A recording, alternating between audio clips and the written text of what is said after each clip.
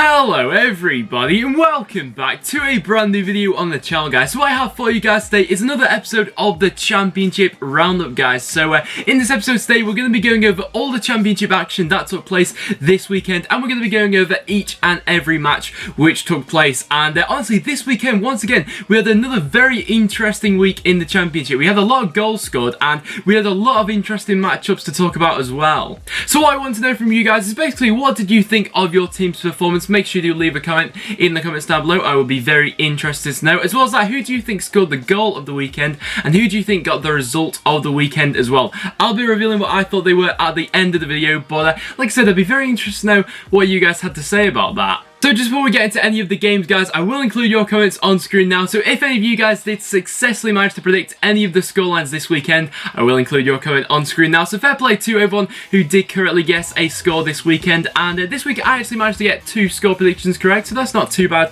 going from me. I managed to get the Barnsley against Ipswich game and the Burton against Nottingham Forest game as well. So I managed to get 2 score predictions correct this weekend. And I think FIFA managed to get 1 score prediction correct this week. FIFA also got the Burton Albion against Nottingham Forest scoreline correct, so I'll take that with me. 2 right, that's not too bad. So our first game we had to go through, guys, we had the game taking place on Friday night between Brighton and Derby County. Now this was once again really every game now from now until the end of the season for Brighton is a massive game, but coming up against a very decent Derby County side on their day, this wasn't really going to be the easiest of occasions going up against them. However, Brighton just made light work of it, to be completely honest, and in the end it was just a completely dominating performance from them, and they really did put the pressure on Newcastle on Saturday, which maybe showed, as we'll get onto in a minute, guys. But Anthony Knockout opened the scoring after just 5 minutes with a sublime goal. He was really far out for this one, managed to glide past the player, put it in with his left foot into the bottom corner, and it was just a fantastic strike from him.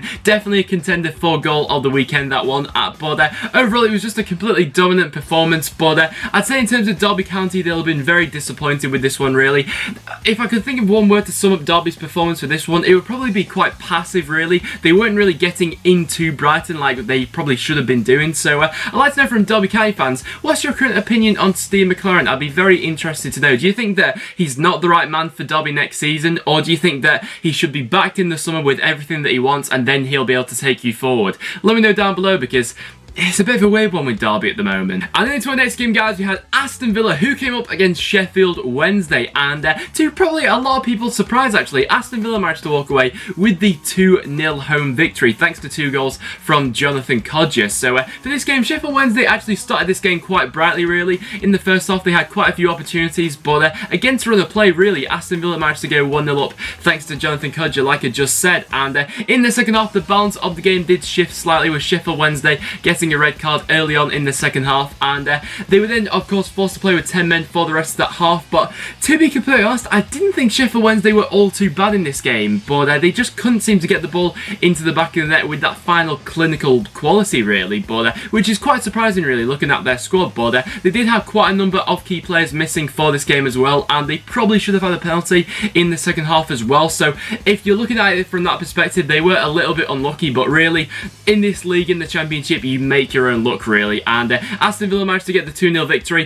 Villa weren't great in this match. I don't think many Villa fans would disagree with me for that one. I don't think they were at their best in this game, but it was enough to get past Sheffield Wednesday. And Sheffield Wednesday fans, are you getting nervous now? Because come the next week, you could actually be out of the playoffs with Fulham just 2 points behind with a game in hand. And then to our next game, guys, we had Barnsley, who came up against Ipswich Town. So this was the one of the games which I managed to correctly guess. I said this one would end 1-1, and in the end it did finish 1-1. However, should it have finished 1-1? It probably shouldn't have, really. I mean, the amount of chances which Barnsley managed to carve out in this game, I was really surprised this one actually ended 1-1 in the end. In the first half especially, pretty much throughout the majority of the match, Barnsley controlled the game's tempo and had the majority of possession and chances in this game as well. And when they did finally manage to get that first goal in the second half through Watkins, you'd really thought that after that they'd go on and kick on there, get the second, maybe even get a third goal, but that just couldn't seem to be clicking for them. And then towards the sort of last 10 minutes or something, Ipswich started to get the inkling that they could actually get back into this game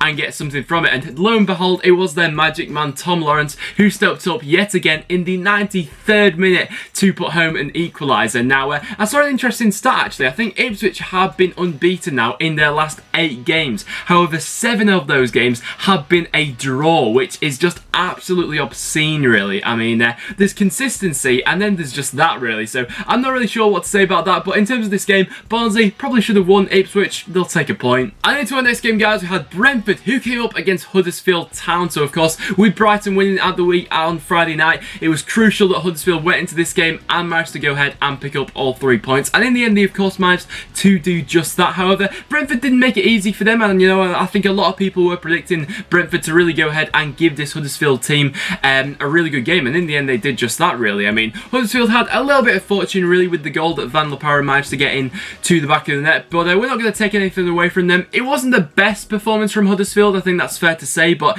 in terms of getting all 3 points, that's all that matters now for Huddersfield for now until the end of the season. So I'd love to know from Huddersfield fans, do you think you can still catch the top 2? Let me know down below, because it is getting very interesting indeed at the top of the table. And Brentford fans, what do you think has in store really for next season, really? Do you think that this squad with a couple more additions could really be challenging for the playoffs next season? Because with some of the football that Brentford play, I'd say it's a possibility next year. And then for our next game, guys, we had a massive game taking place at the bottom of the Championship. We had the game taking place between Burton Albion and Nottingham Forest, and in the end, Burton managed to walk away with a huge 1-0 victory over Nottingham Forest. And so for this game, Woodrow managed to put Burton in front after just 26 minutes, and to get the opening goal in this game, really, for Burton at home especially, was massive for them, because this was probably one of the games which was probably most likely to go ahead and fizzle out and end 0-0, with both these sides in real danger of getting relegated. But Burton, with that victory, have lifted themselves with a bit of breathing space now above the relegation zone. However, Nottingham Forest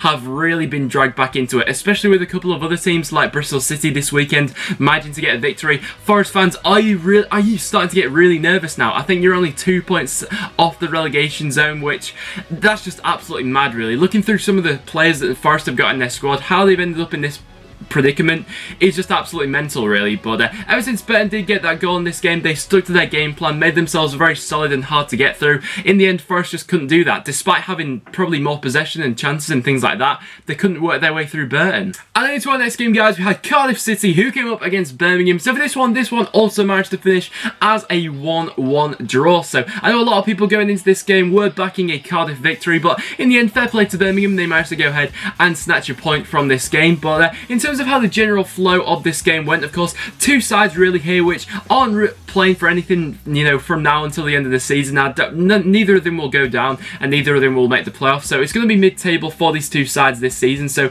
really with these 2, it's about finishing as high as possible and preparing themselves for next season and what they can do with that. But in terms of this game, Cardiff controlled the majority of it, really, and I thought that they'll probably been a little bit disappointed they couldn't go ahead and walk away with all 3 points in this one. But it was a Jukovic header in the 89th minute which managed to bring it back on, and this game actually reminded me quite a bit of the Ipswich game against Barnsley taking place at the weekend. The home side probably should have won, but as they couldn't take all their chances, Birmingham got back into it. And then for our next game, guys, we had Leeds, who came up against QPR, and in the end, this one managed to finish as a goalless draw, which took me by surprise, to be honest. With Leeds being the side playing at home, vying for the playoffs as strongly as they are, you would have really expected them to go ahead and in this game and really take it to QPR, but in the end, they just looked so limp going forward in this one. They actually finished this game without a shot on target, which was what really took me back about this game, to be honest. But honestly, fair play to QPR for this one. They managed to stick to their game plan, really get stuck into this Leeds side, and could have perhaps gone on and even won this game. They had a couple of chances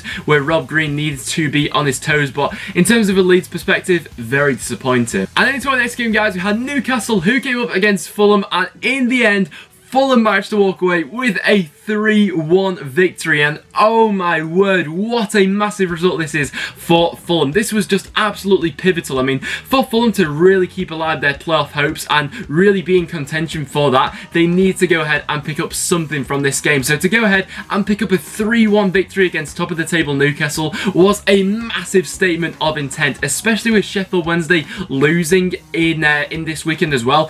Fulham are now only 2 points off the playoffs with a game in hand as well. So Fulham fans, are you feeling confident now that you will be sat in 6th place come the end of the season? Let me know down below. But in terms of this performance, Newcastle were just so far off the pace. I couldn't believe this one from what I was seeing. Everyone, I don't know what it was really, whether it was a bit of complacency sneaking into this Newcastle side. Let me know, Newcastle fans, down below what you think was to blame in this one. But of course, Fulham this season now have done the double over Newcastle, so fair play to Fulham for that. But Tom Kearney's popped up with a terrific goal. His bits of quality managed to shine through in this game, and Sigurdsson, I think he's only 16, he might be 17, but he managed to absolutely rip apart this Newcastle side. He managed to leave the fullback with 2 goals in this one. He could have even had a hat-trick as well, but Fulham 3-1, what a result for them. Fair play, Fulham. And then for our next game, guys, we had Norwich City, who came up against Blackburn Rovers, and in the end, this one managed to finish as a 2-2 draw. Now, obviously, since the last time I did make a video, guys, Alex Neil has actually been sacked by Norwich City. So, Norwich fans, let me know down below